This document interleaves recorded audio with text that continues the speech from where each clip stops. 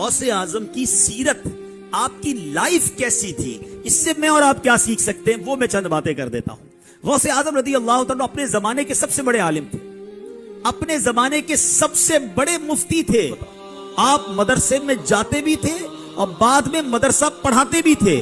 آپ کی لائف تدریس میں گزری، 40 سال تک آپ نے بیانات کیے۔ آپ نے جب بیان نہیں کرتے تھے نا تو نبی پاک علیہ السلام کا بیداری میں دیدار کیا۔ آقا نے فرمایا میرے بیٹے بیان کیوں نہیں کرتے؟ کہ حضور میں عجمی ہوں، بغداد میں سارے عربی ہیں، میں ان کے سامنے کیسے بیان کروں؟ اللہ کے حبیب نے فرمایا اپنا منہ کھولو۔ کہتے میں نے منہ کھولا، میرے آقا نے اپنا لعاب دہن 7 بار میرے منہ میں ڈال دیا۔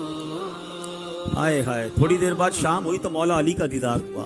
کہا منہ کھولو، میں نے منہ کھولا، 6 بار مولا علی نے میرے منہ میں لعاب دہن ڈالا۔ غوث پاک کہتے ہیں وہ دن ہے، اس کے بعد بیان شروع کیا۔ شروع میں تو 2-4 لوگ بیٹھتے تھے، آہستہ آہستہ لوگ بڑھتے گئے، یہاں تک کہ 70,000 لوگوں کا مجمع ہو جاتا تھا۔ 400 علماء صرف غوث پاک کے فرامین لکھتے تھے، ہزاروں لوگ مسلمان ہوئے، کئی لوگ تائب ہوئے۔ یہ غوث پاک کا انداز، 40 سال تک دین کی خدمت آپ نے کی۔ غوث پاک کے بارے میں آتا ہے کہ 40 سال تک عشاء کے وضو سے فجر کی نماز ادا فرمائی۔ 15 سال تک میرے غوث نے، شیخ عبد القادر جیلانی نے، ایک رات میں ہر روز قرآن پاک ختم فرمایا۔